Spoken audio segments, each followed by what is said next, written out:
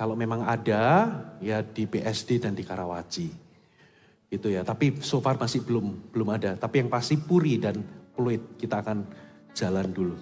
Oke, saudara, sepanjang hari ini adalah tema khotbah saya. Saya berharap Anda bisa dengarkan semuanya. Ibadah 1, 2, 3 saya bicara secara spesifik ngomong soal self pity. Apa bahayanya, lalu bagaimana menanggulanginya. 3 kebaktian ini komplimen. Jadi ada poin-poin yang ibadah pertama nggak ada, ibadah kedua ada, ibadah ketiga. Jadi total ada 9 berarti kalau ada 3 poin solusi mengatasi self pity. Berarti total 3 ibadah ada 9 poin. Saya berharap Anda bisa dengarkan semua. Kalau cuma dengarkan 1, dapatnya sepertiga message. Lalu ibadah ke-4, tetap sama kekuatan sikap, kita akan belajar dari Yusuf. Kalau ada orang yang layak untuk mengasihani diri dan pahit dengan yang namanya hidup, orangnya adalah Yusuf. Ibadah 5, 6, 7 saya bicara tentang respon hati. Yang 5 dan 6 kita akan belajar dari Daud. Kenapa sih Daud ini kok selalu respon hatinya itu pas di hatinya Tuhan? Bukan orang sempurna, pernah berbuat dosa yang keji, pernah berbuat salah berkali-kali, tulah datang sehingga puluhan ribu orang mati itu gara-gara Daud. Daud bukan orang sempurna, tapi respon-responnya itu loh yang membuat Tuhan itu berani berkata, aku menemukan seorang yang berkenan di hatiku. A man after God's own heart. Seorang pria yang hatinya itu mirip sama hatinya Tuhan. Lalu di ibadah terakhir, ada satu bahaya yang bisa menghancurkan hidup kita. Selain mengasihani diri sendiri, yang bisa hancurkan hidup kita namanya kesombongan. Bagaimana kita bisa mengalahkan kesombongan. Orang sombong itu seringkali gak sadar kalau lagi sombong. Bahkan beberapa orang lagi sombong tapi merasa lagi merendahkan diri. Aku ini lihat tuh orang itu pamer, orang itu sombong. Saya gak seperti orang itu, aku rendah hati. Gak sadar Anda lagi menyombongkan diri. Makanya kesombongan itu berbahaya, kenapa? Karena kita nggak sadar waktu kita sombong. Tahu nggak definisi blind spot? Blind spot itu adalah titik buta, kita nggak tahu. Kalau Anda itu punya kelemahan dan Anda menyadarinya, itu bukan lagi blind spot. Tapi dikatakan blind spot, itu karena Anda betul-betul nggak sadar. Makanya Anda butuh suami, butuh istri Anda, butuh pemimpin rohani, butuh orang lain untuk kasih tahu. Karena kita sama sekali tidak sadar. Oke, kok saya jadi khotbah yang itu? Oke, saudara. Kita akan belajar dari seorang bernama Yusuf. Yusuf itu adalah satu orang tokoh Alkitab yang sebetulnya Yusuf itu harusnya tidak punya masa depan. Yusuf itu harusnya hidupnya itu hancur. Kenapa saudara? Kalau Anda pelajari kehidupan Yusuf, hidupnya itu pahit banget. Hidupnya itu penuh dengan penderitaan. Backgroundnya adalah, saudara, Yusuf itu anak paling kecil, saudara paling kecil sebelum Benyamin lahir. Dan dia itu dicintai oleh ayahnya melebihi putra-putra atau koko-kokonya, kakak-kakaknya. Yakub itu menjalankan favoritisme di dalam mengasuh anak. Jadi Yusuf inilah anak favorit daripada ayahnya. Lalu apa yang terjadi? Kakak-kakaknya menjadi iri hati karena perlakuan istimewa yang diterima oleh Yusuf. Semuanya kerja keras di ladang, Yusuf gak usah tinggal di rumah aja. Semuanya kerja berat, kerja keras sampai hitam, tangannya kasar. Yusuf itu nggak pernah pegang barang-barang kasar, nggak pernah kerja berat, tangannya itu halus. Dia dikasih jubah berwarna-warni, menunjukkan bahwa ini adalah anak yang dispesialkan oleh orang tuanya. Kakak-kakaknya iri sampai di titik ingin bunuh adiknya sendiri. Anda bisa bayangkan, kok bisa ya Koko bisa iri sama adiknya demikian rupa sampai merencanakan untuk membunuh adiknya sendiri. Lalu singkat cerita, ternyata rencana pembunuhan itu berubah. Terjadi perubahan rencana. Bukannya dibunuh tapi dijual kepada Khalifah Ismail yang lagi dalam perjalanan. Dijuallah dia. Sampailah di Mesir, dia dijual sebagai budak. Lalu apa yang terjadi, saudara? Anda harus tahu, penderitaan yang dia alami adalah ketika dia dijual. Penderitaannya bukan setahun, 2 tahun. Waktu dia dijual, Alkitab mencatat dia kurang lebih berusia 17 tahun. Waktu dia naik menjadi wakil dari Firaun, menjadi penguasa di Mesir, itu usia 30 tahun. Berarti kurang lebih masa penderitaannya itu 13 tahun. Ada yang berkata dia di rumah Potifar itu 2 tahun, sisanya 10 atau 11 tahun itu ada di penjara. Tapi ada yang berkata 7 tahun di Potifar, sisanya 5 tahun di penjara. Karena memang gak spesifik. Ada yang berkata sebaliknya, di rumah Potifar itu 10 tahun di penjara cuma 2 tahun atau 3 tahun. Total intinya 13 tahun. Saudara, saya juga cari-cari di berbagai sumber, memang ada beberapa versi. Ada yang ngomong di rumah Potifar 10 tahun, ada yang ngomong di penjara itu 3 tahun. 2-3 tahun. Ada yang sebaliknya, di rumah Potifar 2-3 tahun, di penjaranya 10 tahun. Ada yang versi separuh-separuh. Apapun itu, Bapak Ibu, itu bukan hal yang mudah. Kenapa saudara? Coba bayangkan kalau Anda itu jadi, siapa namanya? Yusuf. Saudara, kurang pahit apa coba? Anda sebagai adik paling kecil harusnya itu dilindungi, disayangi oleh kakak-kakaknya. Saya ini beruntung karena saya ini anak paling kecil. Ya, saya itu gapnya itu dengan koko saya itu kayak papa sama anak. Nomor 1 itu gapnya 18 tahun. Saya sama kakak nomor 2, koko saya nomor 2 itu 17 tahun. Sama akhirnya setelah muncul kakak saya nomor 2, 9 tahun kemudian muncul cicik saya. Bayangkan 9 tahun kemudian, saudara. Lalu setelah cicit saya lahir, 9 tahun kemudian muncul saya. Jadi saya itu gap antara nomor 1 dengan saya itu 18 tahun. Saya dengan koko nomor 2 17 tahun. Dengan kakak perempuan saya nomor 3 9 tahun. Bayangkan saya itu paling kecil. Lahir di usia tua mama saya. Gitu ya. Ada enaknya, ada enggak enaknya. Gak enaknya selalu jadi pupuk bawang di keluarga. Kalau ada keluarga kumpul membicarakan hal ini, saya selalu, kamu masih kecil ntar aja gak usah tahu. Sampai gede digituin saudara. Gak usah tahu urusan. Tapi ada enaknya, kalau saya susah, bala bantuannya banyak. Ya, kuku nomor 1, nomor 2, 3, itu saya kalau lagi susah, mereka itu puji Tuhan saya punya saudara-saudara itu baik-baik. Saudara, saya dulu pernah tinggal di Jakarta itu pernah ngalami momen beberapa tahun itu kekurangan, saudara. Benar-benar kekurangan. Maksudnya apa? Berkat yang saya terima dengan pengeluaran yang saya terima, gak cukup hidup di Jakarta. Itu kakak saya itu pernah bantu saya, bantu kami. Subsidi lah dalam tanda kutip. Ya, enaknya jadi anak terakhir.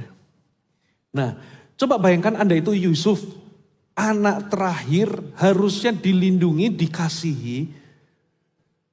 Tapi semua kakak-kakakmu membencimu, bahkan mau membunuhmu. Apa enggak pahit? Pahit, saudara.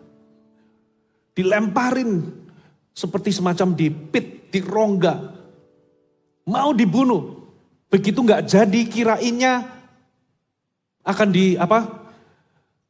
akan dibawa pulang, tapi dijual. Lalu kakak-kakaknya itu ngaku, mencelupkan jubahnya dengan darah binatang, ngakunya sudah dimakan oleh binatang buas. Itu sudah menyakitkan, saudara. Katakan menyakitkan.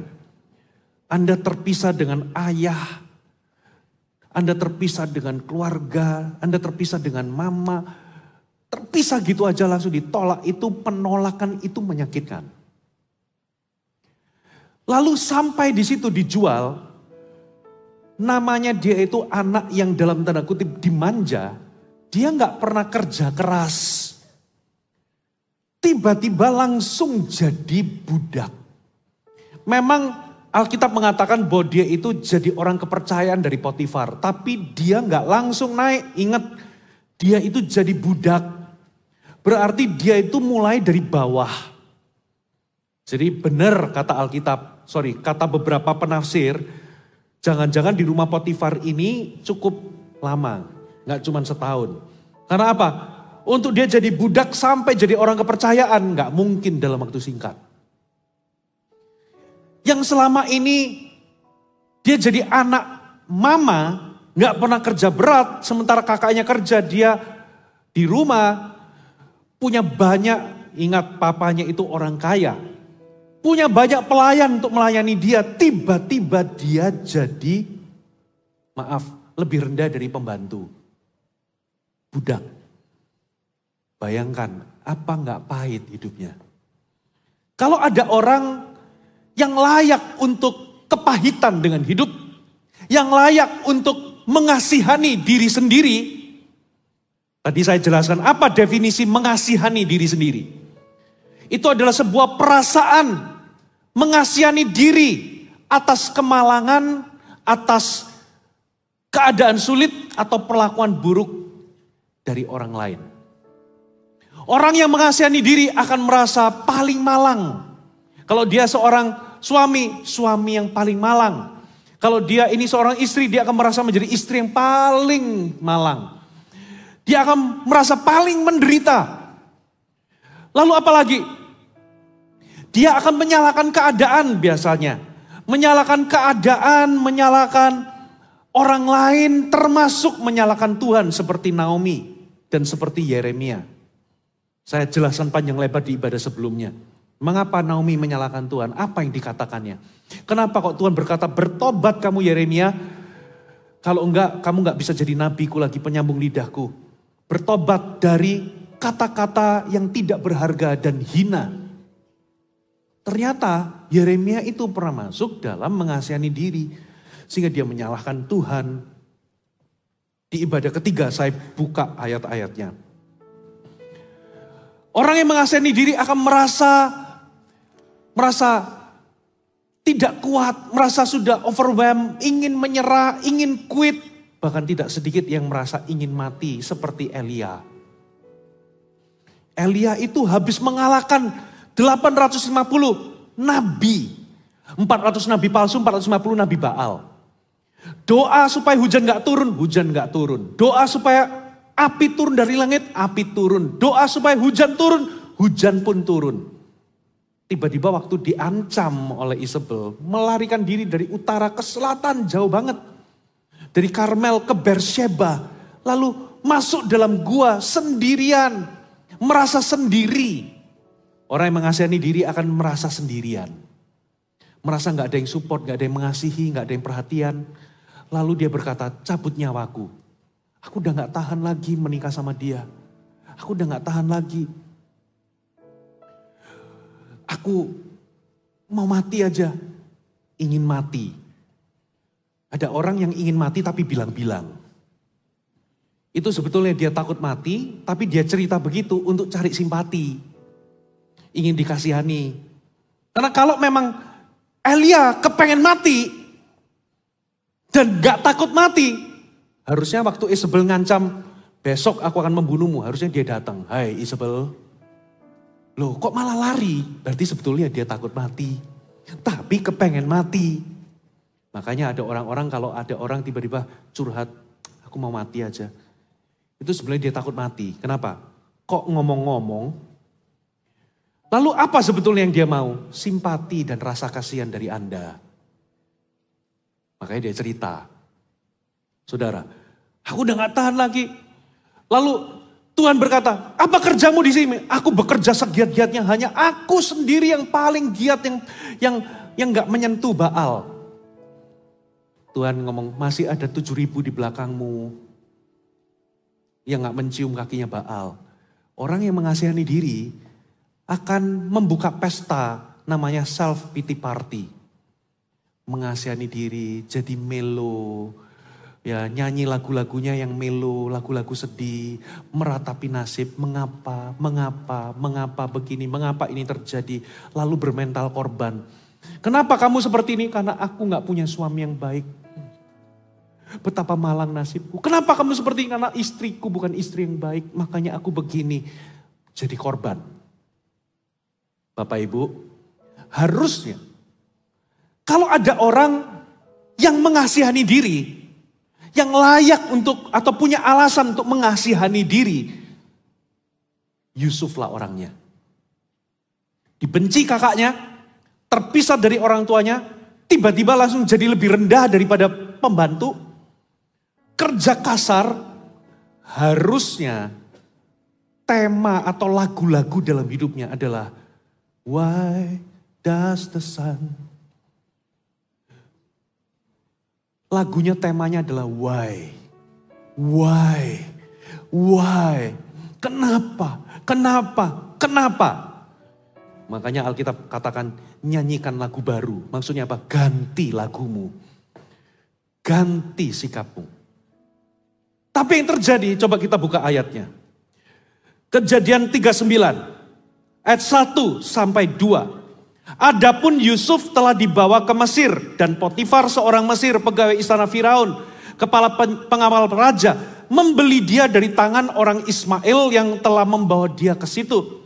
Tetapi perhatikan, Tuhan menyertai Yusuf sehingga ia menjadi seorang yang selalu berhasil dalam pekerjaannya. Maka tinggallah ia di rumah tuannya orang Mesir itu. Pernah Anda lihat pegawai yang terus mengeluh dan mengasihani diri, sukses?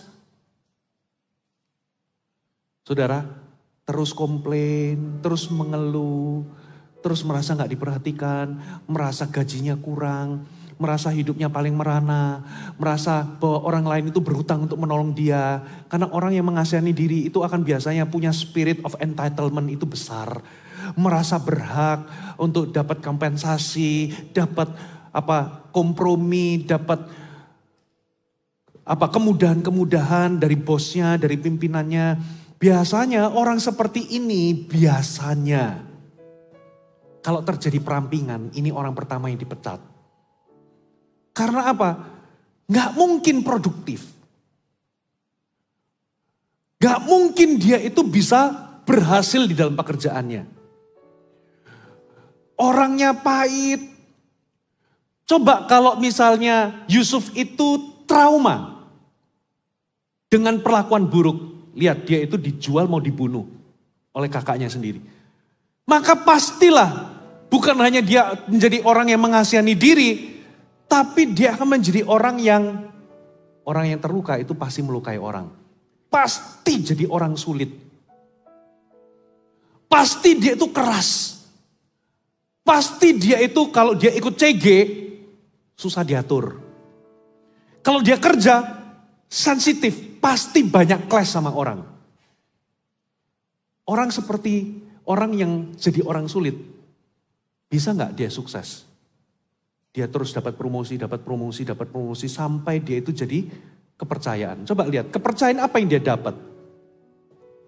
Saudara, coba lihat ayat yang ke-8.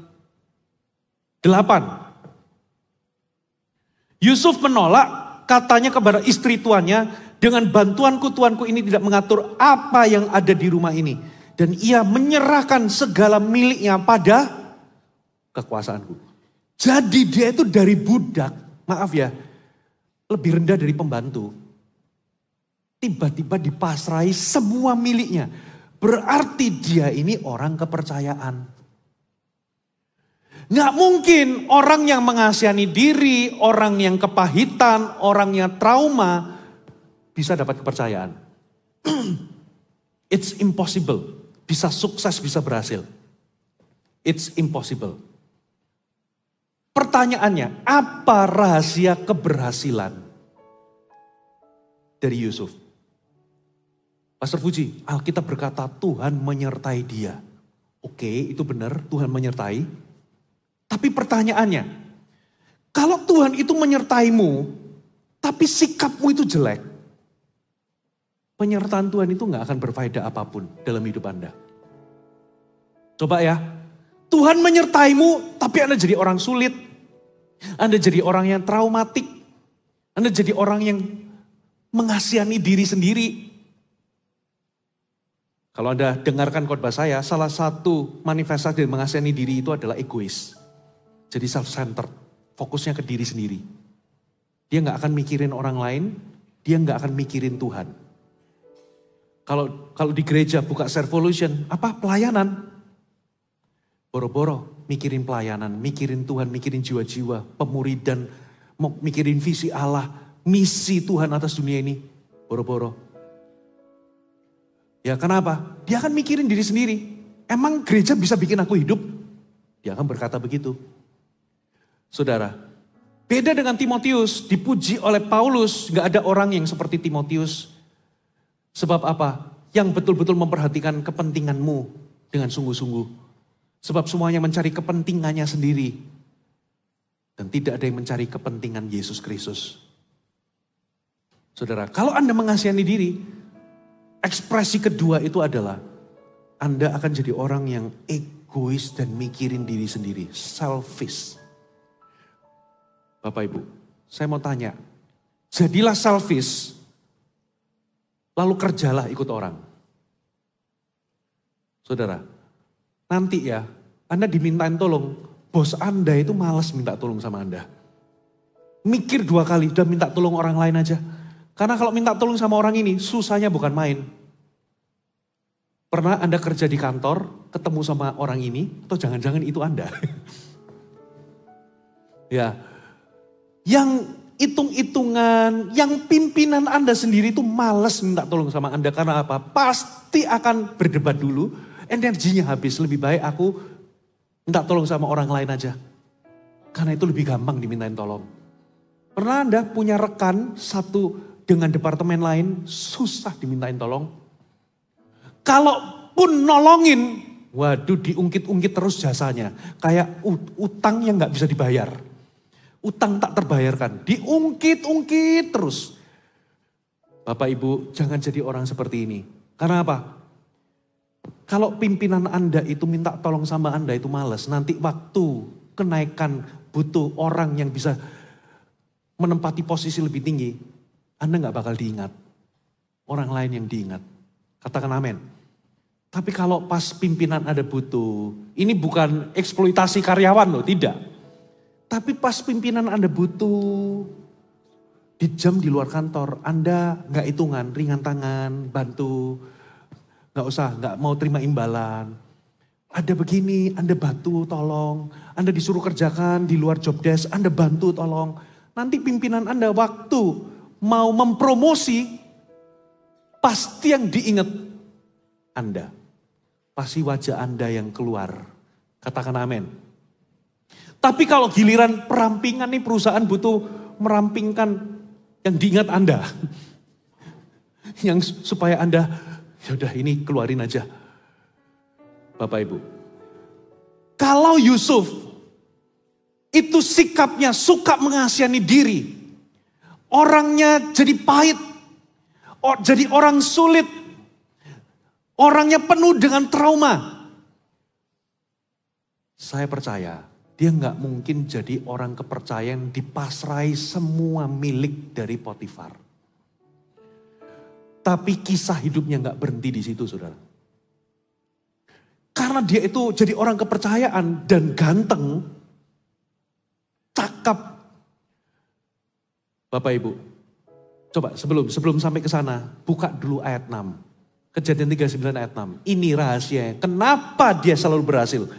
Ternyata bukan hanya faktor dia disertai Tuhan. Kalau Anda disertai Tuhan tapi sikapmu buruk, penyertaan Tuhan tidak berfaedah apapun. Tapi ternyata ini rahasianya. Coba kita baca. Segala miliknya diserahkannya pada kekuasaan Yusuf. Dan dengan bantuan Yusuf, ia tidak usah lagi mengatur apa-apapun selain dari makanannya sendiri. Adapun Yusuf itu apa saudara? Manis sikapnya dan elok parasnya. Elok parasnya itu maksudnya cakep, ganteng. Tapi bukannya itu yang menyebabkan dia berhasil. Kalau Anda cantik tapi sikapmu buruk, sulit. Ternyata dikatakan sikapnya manis. Ini membuktikan ada orang yang hidupnya pahit, tapi gak jadi pahit orangnya. Ada orang yang hidupnya sulit, tapi gak jadi orang sulit. Ada orang yang sebetulnya kalau lihat hidupnya itu patut dikasihani, tapi dia tidak mengasihani diri. Tapi yang ada sikapnya itu manis.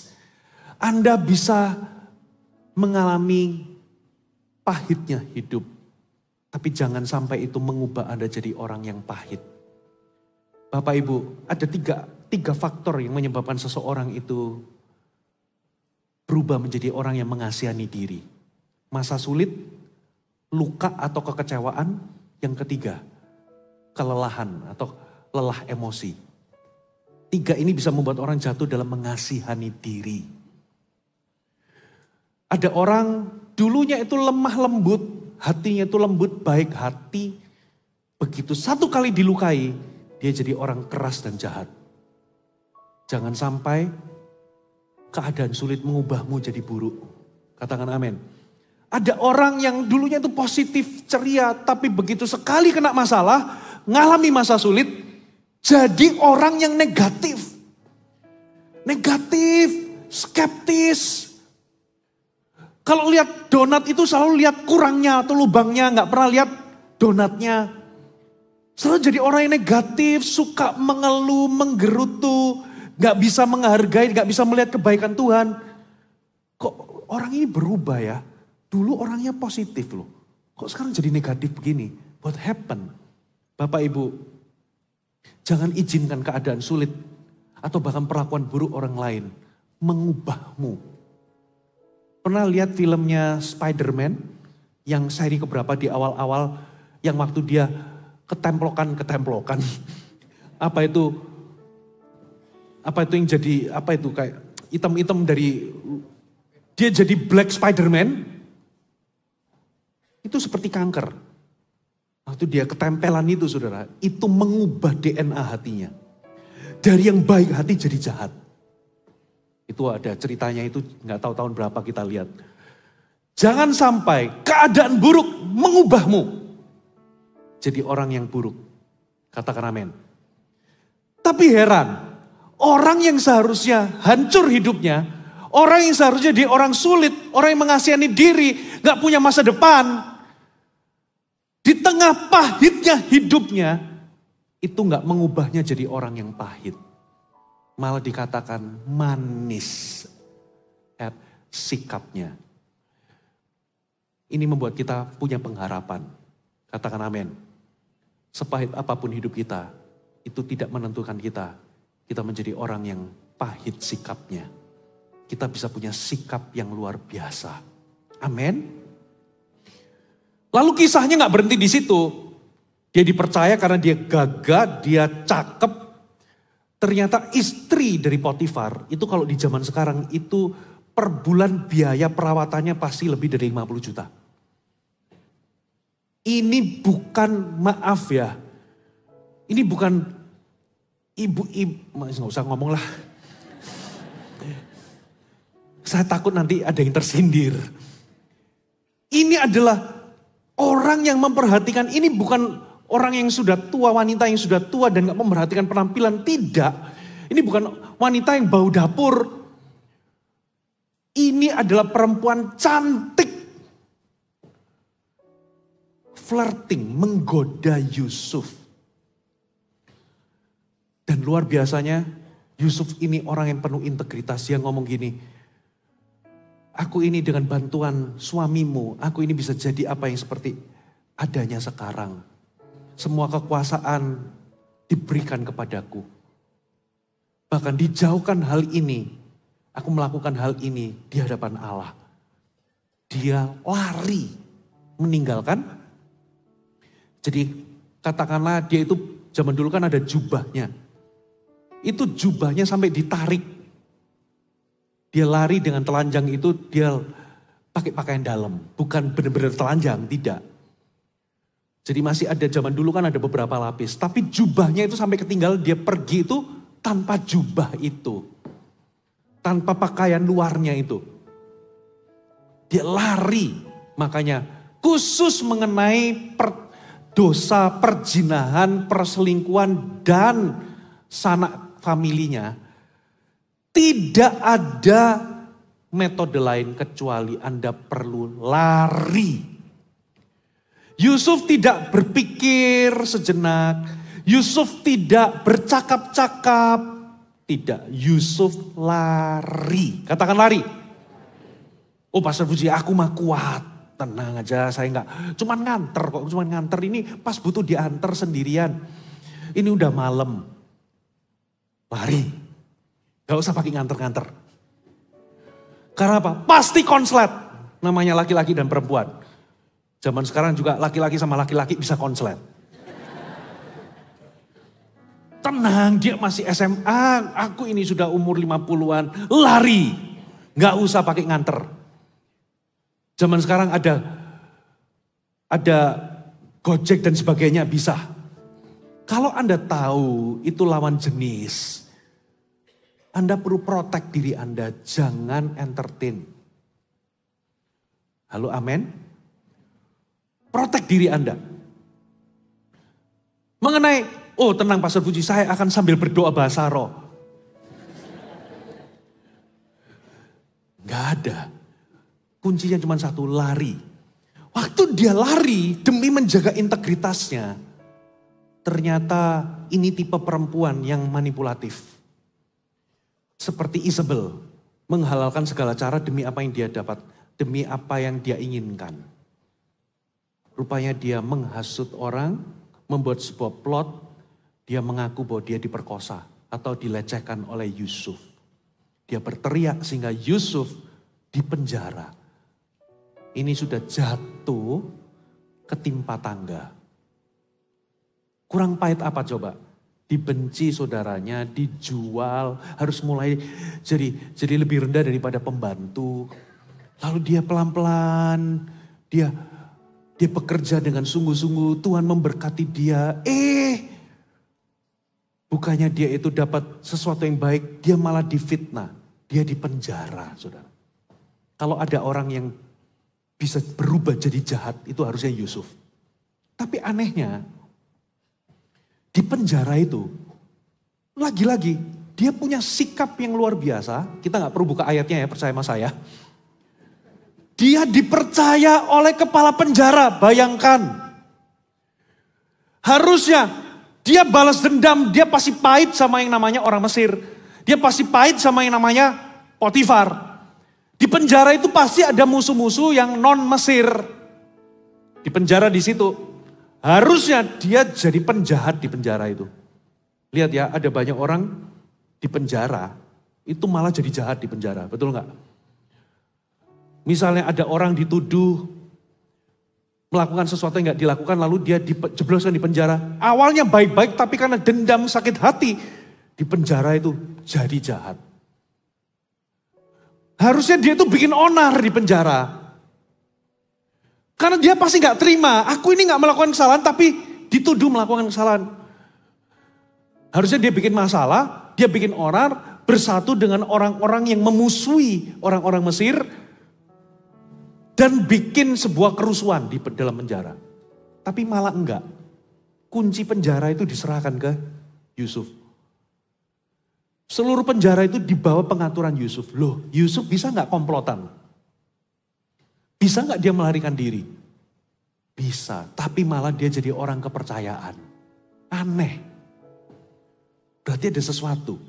Orang ini dikatakan Tuhan menyertai dia sehingga dia itu mendapatkan kasih dari kepala penjara dan sebagainya. Sebetulnya rahasia bukan cuma penyertaan Tuhan. Tapi alasan Tuhan menyertai itu karena dia punya sikap yang luar biasa. Katakan amin. Harusnya dia mengasihani diri. Kalau dia gak jadi penjahat, dia mati di penjara gantung diri. Harusnya begitu. Sudah nasib. Tapi yang luar biasa. Kita baca aja ayatnya. Kejadian 39 ayat 20-22. Yusuf ditangkap oleh tuannya. Dimasukkan dalam penjara. Tempat tahanan-tahanan raja dikurung. Berarti banyak musuh raja di situ.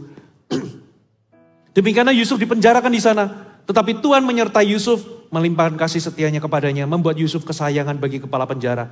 Sebab itu kepala penjara mempercayakan semua tahanan dalam penjara itu kepada Yusuf. Dan segala pekerjaan yang harus dilakukan di situ, dialah yang mengurusnya. Ini luar biasa, saudara. Apa alasannya? Ternyata bukan penyertaan Tuhan, tapi sikap. Katakan sikap. Bagian Tuhan menyertai kita. Tapi bagian kita adalah kita menentukan sikap kita apakah manis atau pahit. Ada amin? Anda mau berhasil? Bergantunglah pada penyertaan Tuhan. Dia menyertai kita. Tapi bagian kita jangan lupa. Bersikaplah manis. Katakan amin. Jadi yang menentukan baik atau buruknya hidup kita itu bukan keadaan yang kita alami, tapi sikap kita atau respon kita bagaimana kita menghadapi keadaan itu. Yusuf punya alasan untuk pahit mengasihani diri. Dia punya alasan untuk berespon tidak benar, bereaksi salah. Tapi dia bisa atur dan kendalikan sikapnya. Dia selalu ditemukan punya sikap yang baik, sikap yang benar atas apa yang terjadi atasnya. Pertanyaannya, apa itu sikap? Apa itu attitude? Sikap adalah respon atau reaksi kita. Lebih tepatnya, sikap itu mencerminkan cara kita berpikir dan cara kita merespon berbagai situasi. Itu menunjukkan sikap kita. Jadi sikap itu adalah bagaimana kita memilih atau memutuskan. Sikap adalah bagaimana kita berpikir di dalam menghadapi segala sesuatu yang terjadi atas kita. Khususnya di masa-masa sulit. Karena semua orang bisa bersikap manis ketika semuanya baik. Sikap kita, terutama saat kita hadapi masalah, menunjukkan siapa kita sebenarnya dan apa yang kita percayai tentang Tuhan. Itu sikap. Kita bisa datang di gereja, ngomong soal iman, menyanyi, melompat-lompat di hadapan Tuhan, berteriak. Tapi kita akan terlihat seperti apa kita. Siapakah kita sebenarnya? Seperti apa manusia tersebut ketika kita mengalami kesulitan. Karena disitulah terpancar sesungguhnya siapa kita. Dilihat dari sikap kita. Saudara. Jadi betapa penting sikap kita. Seorang hamba Tuhan zaman dulu A.W. Tozer mengatakan sikap kita terhadap sesuatu atau segala sesuatu yang terjadi atas kita lebih penting dari apa yang terjadi atas kita. Berarti sikap kita itu lebih penting dari apa yang terjadi atas kita. Katakan amin. Nah, dengan cepat, saudara, beberapa kebenaran tentang sikap. Ternyata sikap adalah sebuah pilihan, bukan perasaan. Bukan juga sebuah hasil dari kejadian atau keadaan. Banyak orang berkata, Pak, aku gak punya pilihan, makanya aku begini. No. Saudara, sikap kita adalah pilihan kita. Yusuf punya pilihan. Dia bisa manis atau pahit. Dia bisa pahit sama orang, dia bisa pahit sama kehidupan, dia bisa mengasihani diri, dia bisa benci kakak-kakaknya, dia bisa benci dengan kehidupan. Tapi dia memutuskan untuk tidak melakukannya. Berarti bahagia atau tidaknya kita itu tergantung dari bukan keadaan, tapi sikap kita. Katakan amin. Kebenaran kedua, sikap itu gak ada hubungannya sama perasaan. Waktu Yusuf itu mengalami semua pahitnya hidup. Pertanyaannya, apakah perasaannya nyaman atau enak? No, saudara. Itu perasaannya pasti kayak roller coaster. Tapi dia tetap memilih bersikap manis. Berarti sikap itu gak ada hubungannya sama perasaan. Yang ketiga, sikap itu tidak ditentukan oleh suatu keadaan atau kejadian. Coba kita buka sebuah ayat Matius 5 ayat 38 sampai 42. Kamu telah mendengar firman, mata ganti mata, gigi ganti gigi. Tapi aku berkata kepadamu, jangan kamu melawan orang yang berbuat jahat kepadamu. Melainkan siapapun yang menampar pipi kananmu, berilah juga kepadanya pipi kirimu. Dan kepada orang yang hendak mengadukan engkau karena mengingini bajumu, serahkan juga jubahmu. Dan siapapun yang memaksa engkau berjalan sejauh 1 mil, berjalannya bersama dia sejauh 2 mil. Berilah kepada orang yang meminta kepadamu, jangan menolak orang yang meminjam daripadamu. Kamu telah mendengar firman, kasihilah sesamamu manusia dan bencilah musuhmu. Tetapi aku berkata kepadamu, kasihilah musuhmu, berdoalah bagi mereka yang menganiaya kamu. Karena dengan demikian kamu menjadi anak-anak Bapamu yang di sorga, yang menerbitkan matahari bagi orang jahat dan orang baik, dan menurunkan hujan bagi orang benar dan yang tidak benar. Apabila kamu mengasihi orang yang mengasihi kamu, apakah upahmu? Bukankah pemungut cukai juga berbuat demikian? Dan apabila kamu hanya memberi salam kepada saudara-saudaramu saja, apa lebihnya kamu dari perbuatan orang lain?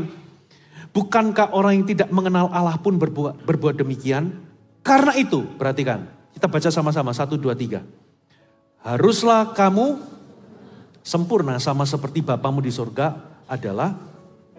Kata sempurna di sini dimaksud apa? Bukan kehidupan yang sempurna, tapi sikap yang sempurna. Kehidupanmu bisa gak sempurna. Ada orang-orang yang mengadukanmu, menganiaya kamu, membencimu. Ada orang-orang yang memaksa kamu jalan 2 mil.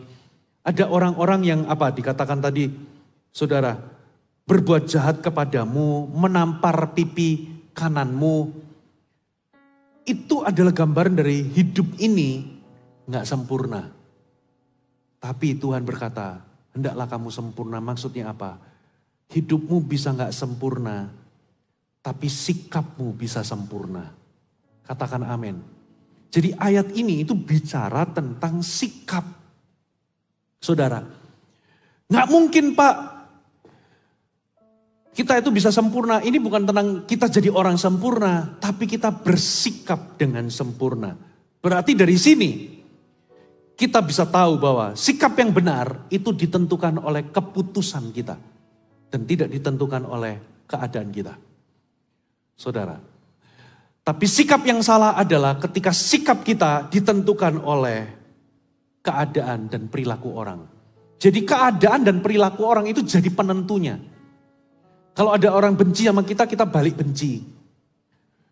Bapak Ibu, jadi ayat ini bicara tentang kebenaran ketiga. Sikap itu tidak ditentukan oleh keadaan atau apa yang orang lain lakukan kepada kita. Saya memberikan 5 poin bagaimana Anda bisa mengubah pahit menjadi manis. Yang pertama, Anda harus buat pilihan. Yang pertama, pertahankan sikap yang benar ketika keadaan menjadi sulit. Saya dulu pernah cerita kalau nggak salah, ada laksamana angkatan laut, saudara, melewati sebuah daerah berkabut. Lalu tiba-tiba dia melihat di situ ada cahaya. Saudara, lalu dia berkata pakai mikrofon, di sini laksamana Amerika Serikat Angkatan Laut, Kapten Smith. Saya minta kamu, hai kapal yang ada di depan, berubah jalur, bergeser 10 derajat. Saudara, ke selatan. Lalu di situ terdengar suara sayu-sayu balasan. Dia berkata, saudara, ini adalah seorang yang punya jabatan rendah. Di sini saya kelas 4 yang bernama John. Lalu dia berkata, Andalah yang harus mengarahkan kapal 10 derajat ke utara. Marahlah ini kapten. Ini ada kapal gak mau nurut. Lalu dia berkata, di sini kapal perang Amerika Serikat. Lalu jawaban saya, di sini mercusuar. Bukan kapal, saudara. Kalau kamu tetap lempeng aja, kamu yang tenggelam. Karena kamu lawan mercusuar. Dengan kata lain, ketika keadaan kita sulit, saudara, seringkali kita berdoa, kita memaksa supaya keadaan berubah. Lalu sikap kita jadi salah. Sometimes bukan keadaan yang berubah, tapi kita yang perlu mengubah sikap kita. Katakan amin. Satu kali ada orang main kotoran, lalu dia pegang daerah mulut. Kotoran, maaf ya, ini kotoran binatang nempel di pipinya. Dia masuk ke ruangan satu kok bau gak enak. Dia masuk ke ruangan kedua kok bau gak enak. Dia ketemu orang-orangnya bau gak enak. Dia salahkan ini ruangan bau, ini orang bau gak mandi. Padahal sesungguhnya kotorannya itu ada di dekat hidungnya. Kita selalu merasa istriku yang perlu berubah. Pemimpin rohaniku perlu berubah. Orang-orang gereja perlu berubah. Orang-orang itu gak benar. Busuk semuanya. Sebetulnya yang busuk itu, saya gak berani jawab. Saudara. Yang kedua. Jangan buat keputusan yang besar selama badai dalam hidup Anda. Tidak baik membuat keputusan yang besar ketika Anda terluka atau di masa sulit ketika hatimu lagi kacau. Bapak Ibu, maksudnya apa poin kedua? Jangan reaktif. Katakan jangan reaktif. Bertindaklah seperti yang Anda pelajari. Kalau bertengkar dalam rumah tangga, jangan reaktif. Jangan gampang tersinggung. Tarik nafas dulu. Ada orang itu tipenya bertengkar, dikit-dikit banting piring. Ya, kaca dipukul, kaca mobil dipukul pecah, TV dibanting, kulkas dibanting marah-marah. Dihancurin semuanya, kamar semuanya hancur, vas bunga hancur semuanya. Begitu selesai, baru hitung-hitungan saudara habis berapa. Karena apa? Reaktif. Saudara, jangan buat keputusan ketika Anda emosional. Sama seperti kalau Anda lagi seneng gak usah ke mall. Semuanya dibeli. Lagi seneng nih. Saudara, hati-hati. Jangan reaktif. Orang apa bedanya proaktif dan reaktif? Orang yang reaktif itu bertindak impulsif atas dasar perasaannya hari itu. Kalau Yusuf itu ngikutin perasaannya, pahit saudara. Pasti perasaannya gak enak. Tapi sikap itu gak ada hubungannya sama perasaan. Tapi orang yang proaktif, dia akan bertindak sesuai dengan nilai atau sesuai dengan kebenaran yang dia yakini, yang dia pelajari. Halo amin. Yang ketiga, sadari bahwa keadaan atau situasi buruk tidak akan berlangsung selamanya.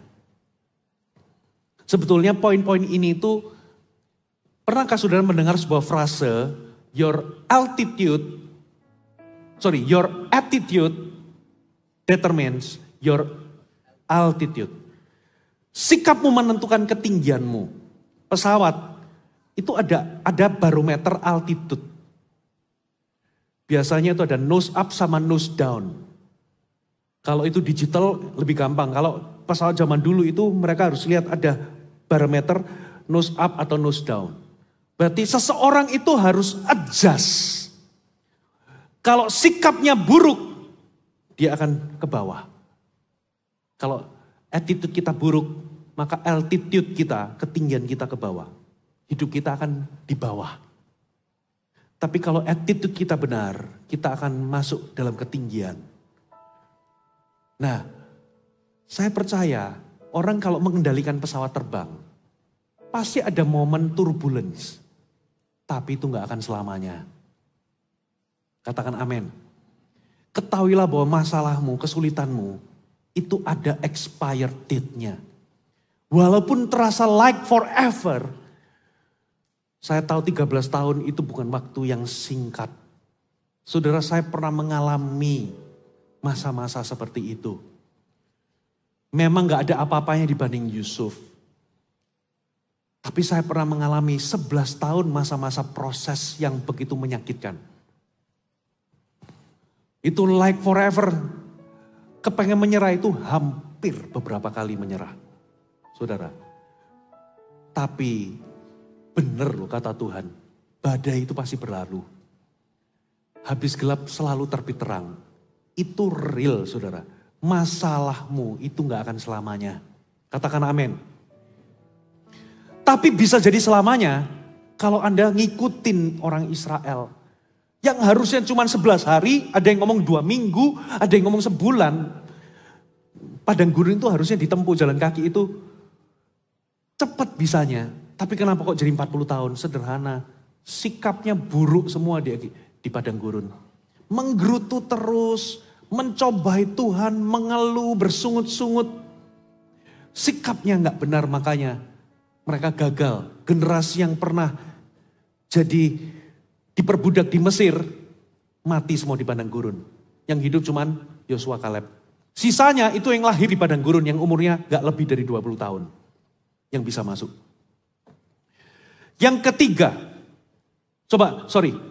poin yang ketiga, baca ayatnya dulu Roma 12 ayat 12. Kita baca dengan suara keras, 1, 2, 3.